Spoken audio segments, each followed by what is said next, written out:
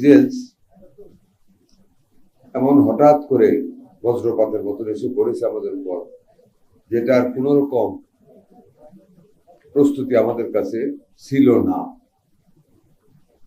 তার মধ্যে আমাদের একটি হাসপাতাল কর্তৃপক্ষের অবহেলার কারণে, due to a long gap of communication in between the hospital's authority and the management, that means the ministry or the DG, আমাদের অনেকগুলি সন্তান অকালে ধরে গেছে।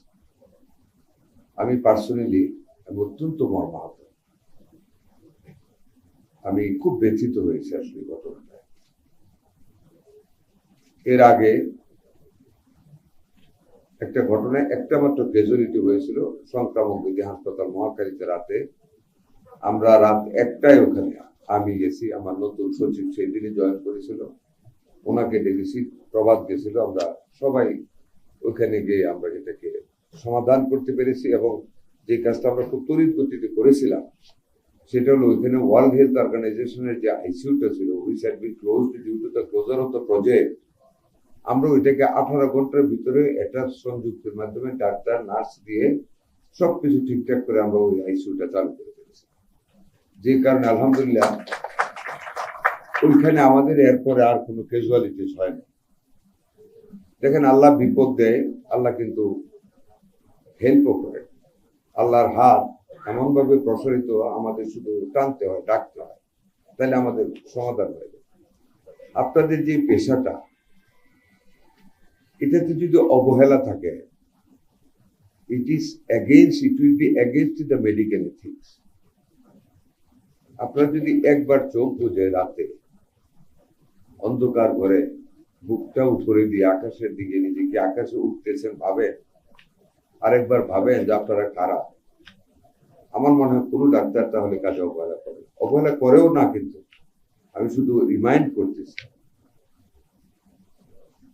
আফটার গড, আল্লাহর পরে একটা মানুষ, সে যে ধর্মেরই হোক, ফুললি নিজেকে সারেন্ডার করে দেয় ডাক্তারের কাছে।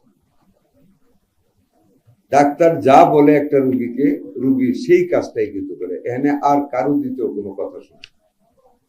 আপনাদের দেশটা এতই ইম্পর্টেন্ট, মানে এতই মানবিক, যে এই পৃথিবীটাতে আল্লাহর পরে মানুষকে টিকে রাখার জন্য, সুস্থ রাখার জন্য, হেলদি রাখার জন্য একমাত্র ডাক্তারই কিন্তু ব্রেকেটেড অ্যাজ দ্য হেল্পার। আর কেউ কিন্তু পৃথিবীতে সাহায্য করতে পারে না ওই মুহূর্তগুলিতে যখন একটা মানুষ অসুস্থ হয়।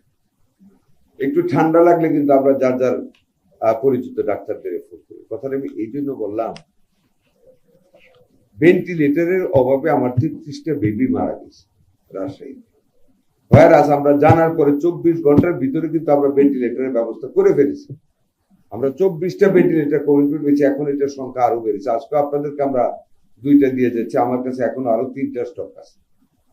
আমরা প্রাইভেটলি কালেক্ট করছি। আলহামদুলিল্লাহ, মানুষের কথা বলে দেশে তো মানুষ আছে সহযোগিতা করে। ডিজি এবং আমাদের সচিব নিজে গিয়েছে রাজশাহীতে, ওইখানে গিয়ে ভেন্টিলেটর হস্তান্তর করে এসেছে। আমার একটা অনুরোধ আপনাদের কাছে, এই যে করোনাকালীন সময়ে যেখানে পৃথিবীর উন্নত বিশ্ব, আমেরিকার মতো দেশ, ইটালি, ফ্রান্স, যত দেশ দিকে, আমাদের পার্শ্ববর্তী even India, the casualties rate কত হাই ছিল।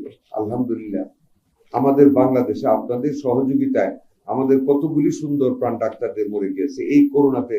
রোগীদের সেবার দিকে নিজেদেরকে বিসর্জন করে দিয়েছে মৃত্যুর হাতে, এবং চেষ্টা করে আপনারা জাতিকে বাঁচিয়েছে। এটা কিন্তু বিশাল গর্ব। এটা করোনাকালীন এই প্যান্ডেমিকের ইতিহাসে কিন্তু আমাদের ডাক্তারদের অবদানটা স্বর্ণাক্ষরে লিখিত থাকবে, আমার দৃঢ় বিশ্বাস।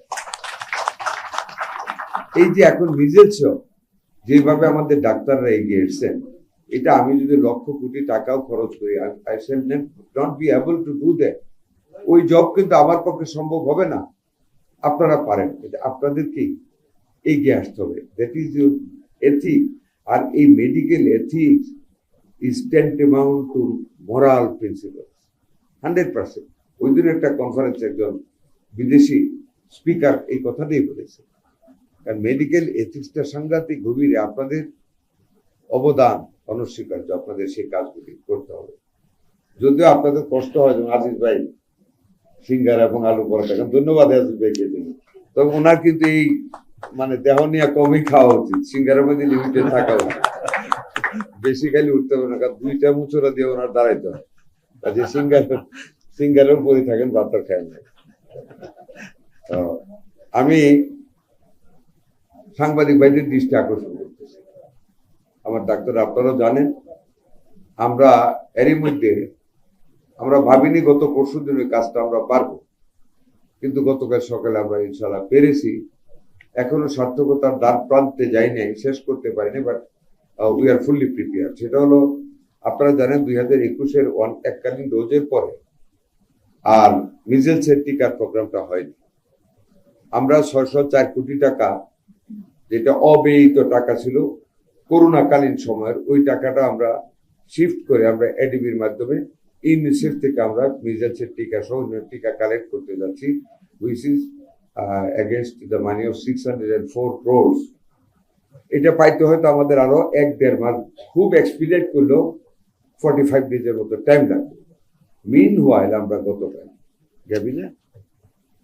গ্যাবির কাছ থেকে আমরা 21.9 million doses of measles vaccine আমরা along with the syringe and other auxiliaries we are going to receive it today, and we are going to disburse and distribute throughout the country।